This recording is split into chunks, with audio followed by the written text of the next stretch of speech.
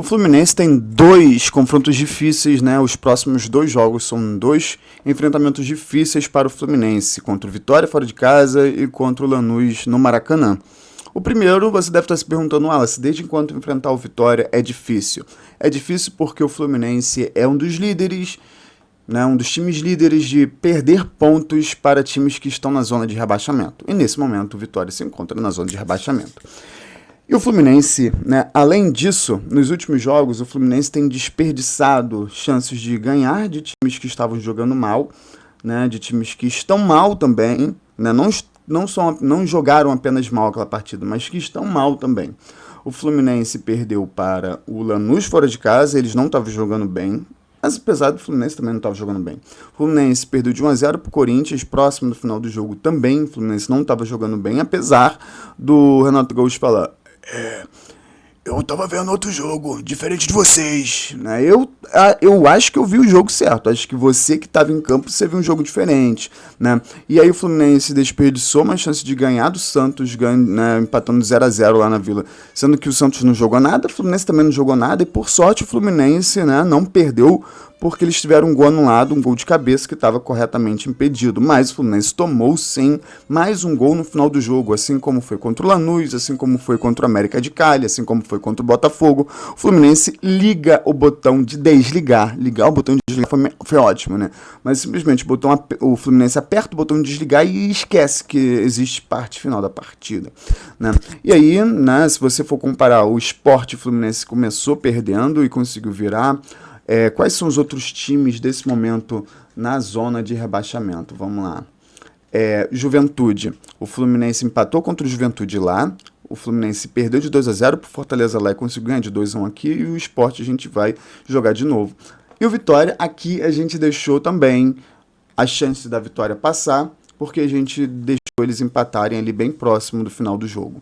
Então, são momentos do futebol em que a gente olha como é que isso foi acontecer. Pois é, e aconteceu. E se o Fluminense não se ligar, se o Fluminense perder, o Vitória, que tem 22 pontos, vai para 25, podendo empurrar Santos, Vasco, né, ou Grêmio, ou mesmo Atlético Mineiro, dependendo da combinação de resultados, algum desses para lá.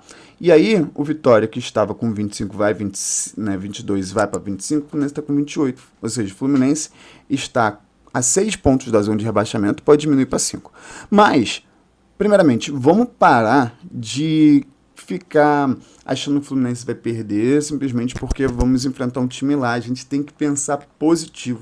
O Fluminense vai lá, o Fluminense vai jogar, o Fluminense vai se dedicar e, se Deus quiser, a gente vai sair de lá com um resultado positivo. Então, esse é o ponto, esse é o pensamento, a gente tem que pensar em vencer. Mas vamos lá, o retrospecto do Fluminense é que a última vitória do Fluminense foi contra o Bahia pela Copa do Brasil, mas quando a gente fala de Campeonato Brasileiro, a última vez que o Fluminense venceu foi contra o Bahia, contra o Fortaleza, né? E já fazem alguns jogos. Desde o Fortaleza teve América de Cali, Bragantino, Bahia, pela Copa do Brasil, Santos empatou, Bahia pelo jogo de volta, Corinthians que a gente perdeu em casa e o Lanús que a gente perdeu jogando lá na Argentina. Então, o retrospecto atual, o recorte dos últimos 5, 6 jogos do Fluminense não é bom.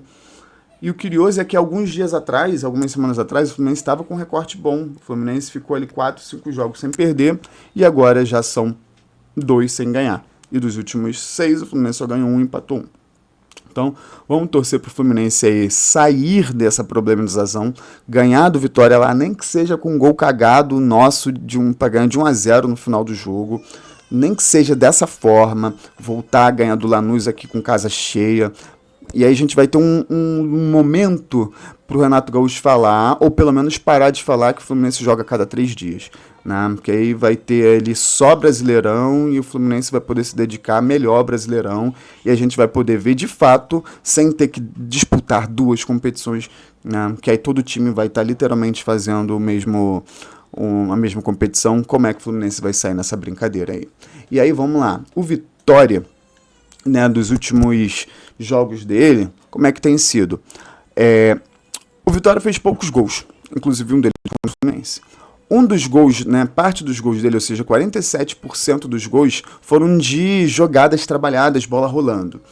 37% dos gols, ou seja, pouca coisa menos do que esse bola rolando, foi, né, de bola parada e 16% foi de contra-ataque. Percentual até alto se a gente for comparar com o Fluminense. O jogo do Fluminense é 64% de bola rolando, né? 20% de bola parada, 2% de pênalti, 1 gol apenas, ou seja, 4% de contra-ataque, e o Fluminense fez um gol contra. Né? Recebeu um gol contra, na verdade, que foi o gol do Verratti. E aí uma curiosidade, o Vitória ainda não teve gol de pênalti nesse Campeonato Brasileiro, ainda não teve. À medida que o jogo ele se desengrena, o jogo passa, o Vitória tem 82% de precisão de passe, 13% de precisão na bola longa e 5% de precisão no cruzamento. Note que esse cruzamento pode ser tanto bola alçada na área quanto virada de jogo, né? E aí 5%, né, de cruzamento em direção à área ser necessariamente acertado por um jogador do Vitória, ou seja, a bola acertou a cabeça do jogador do Vitória, a bola desviou e tal, não necessariamente saiu um gol. Já o Fluminense, essa precisão, né, de cruzamento é menor ainda, são 3% do tanto que o Fluminense executa de cruzamento é acertado, né? E o Fluminense, apesar de ter uma efetividade muito pequena, ainda assim continua tentando cruzar, o que é muito ruim, que é horrível, né? E o Fluminense ainda continua sendo um time que muito joga pelos lados, né, avança pelas laterais, né, 43% dos ataques do Fluminense são pelas laterais, na direita, 35% pela lateral esquerda e apenas 21% pelo meio. Ou seja, ele avança pouco pelo meio, mas quando a gente fala de chute, 66% dos chutes do Fluminense são pelo meio. Então eles avançam muito pelas laterais, não conseguem executar um chute pela lateral, um chute cruzado, porque sempre tem 2 ou 3 marcando essa zona lateral, porque o jogo do Fluminense é completamente previsível, e aí tem que chutar pelo meio. E aí tem que chutar pelo meio com 40% dos chutes sendo de fora da área. 6% de todos os chutes do Fluminense são dentro da pequena área e 54% dos chutes são ali dentro da grande área. É um percentual muito grande quando a gente compara com outros times, beleza? O Fluminense tem 40% de todos os chutes fora da área. E se a gente fala em, né, quando a gente sai para jogar fora de casa, o Fluminense ainda assim tem 61% de chute, né, ali do meio, né, em direção a um gol, e aumenta para 50% os chutes de fora da área. E olha que o Fluminense não é nenhum dos times ali, primeiro topo da tabela, parte mediana da tabela. O Fluminense é um dos times que, né, fica ali em 10º pouco de times que mais chutam a gol. O Fluminense chuta pouco a gol, né, finaliza pouco. E quando fala em finalização na direção do gol mesmo, ainda é pior. O Fluminense tem uma precisão muito ruim em direção ao gol, né. Então vamos torcer para que a partir de agora, né, depois de tanta reclamação, né, de tantas vezes, acho que talvez o Renato Gaúcho não deva escutar, né, podcast, não deva escutar comentaristas na TikTok, porque não acho normal alguém escutar tanta gente falando do que poderia ser, o que é ruim, não vou nem dizer poderia, mas o que é ruim, por exemplo, Lima, como é que o Lavega não joga, Lescano, como é que tem um jogador pior do que esses caras, o Guga, como é que parece que eles nunca escutam, né? Por exemplo, nesse quesito, o Mano, ele era melhor, o Diniz era um pouco melhor, o Renato Gaúcho ele é muito mais teimoso, mas vamos torcer, né, que o Fluminense enfrente o Vitória nesse sábado, e sair de lá com um resultado positivo.